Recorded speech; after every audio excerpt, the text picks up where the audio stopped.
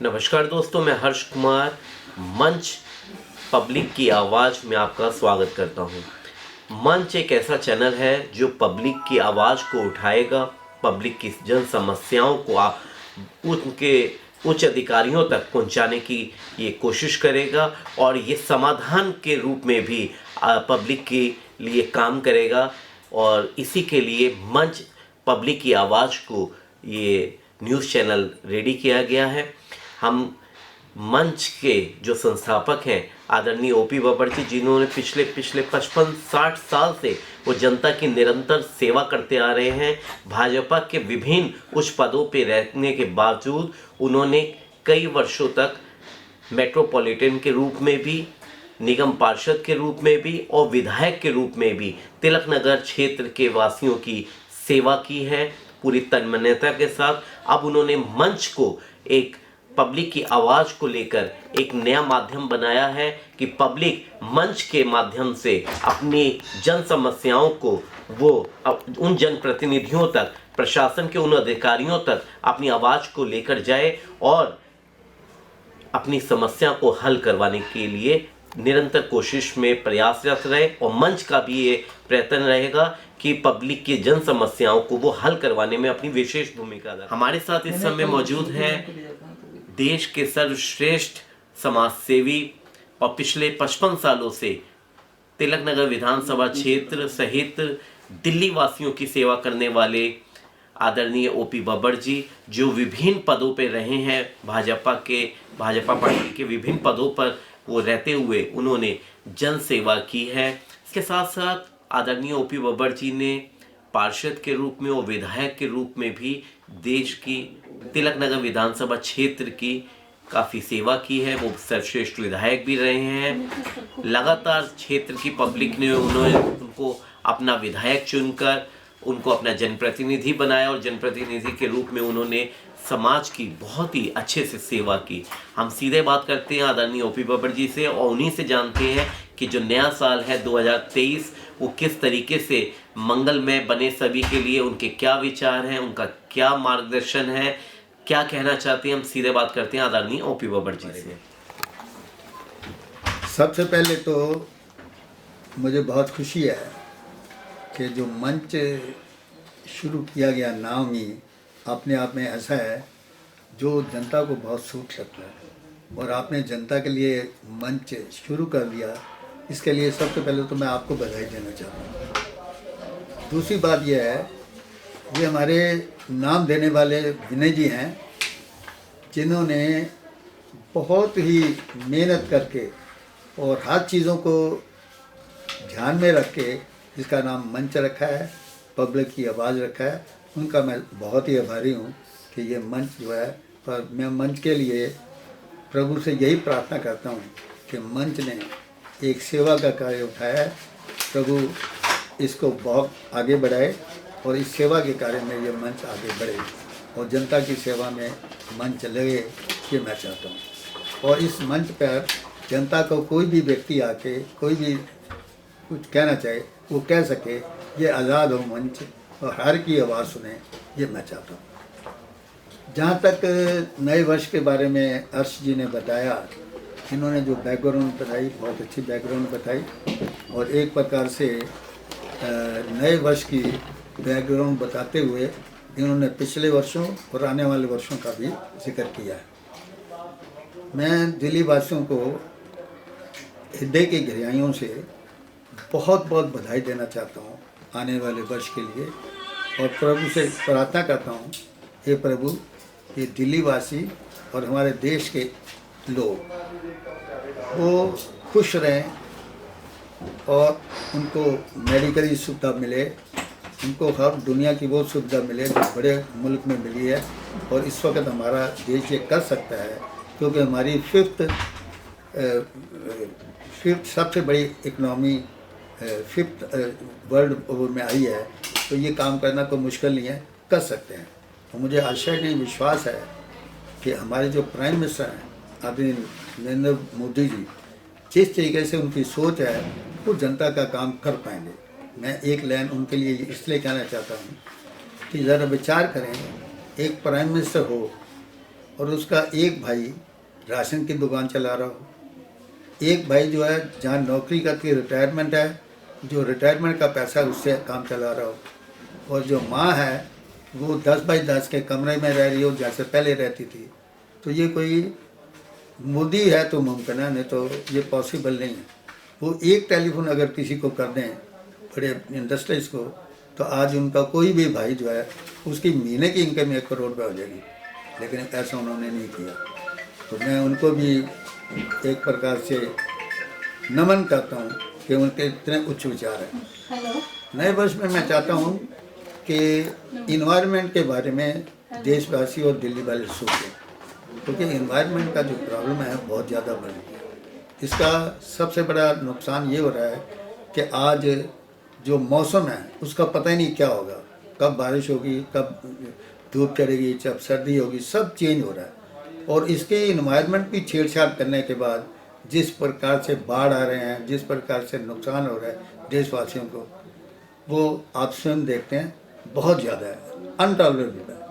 तो मैं चाहता हूँ जहाँ तक गवर्नमेंट का काम है, गवर्नमेंट तो काम करे, देशवासी भी इसके बारे में ध्यान दें। दूसरा मैं चाहता हूँ इलेक्ट्रिसिटी जो है, पेट्रोल है, डीजल है, उससे भी इन्वायरमेंट बनती है।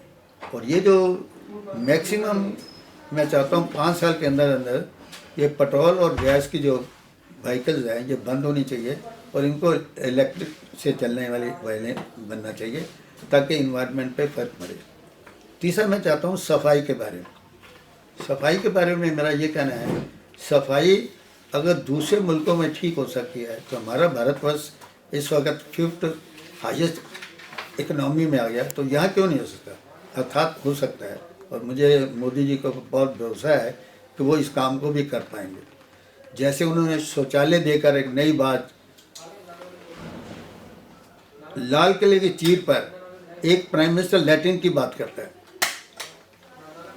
कि लोगों को लैट्रिन देनी चाहिए, तो सफाई की इनकी सोच है और सफाई में वो आगे बढ़े हुए हैं। तो मैं चाहता हूँ इसके विषय में भी, सफाई के विषय भी वो इसको कर पाएंगे। और मैं चाहता हूँ कि ये जो कोई काम जो है करवाने में रिश्वत लगती है, घंटों नहीं है, महीनों लगते हैं, सालों लगते हैं, इस चीज़ के बारे में इस प्रकार का सरकार करे कि कोई भी काम है वो टाइम बाउंड हो और उसमें रिश्वत देने की ज़रूरत ना पड़े, ऑटोमेटिक काम ऑनलाइन हो। ये मैं कहना चाहता हूँ।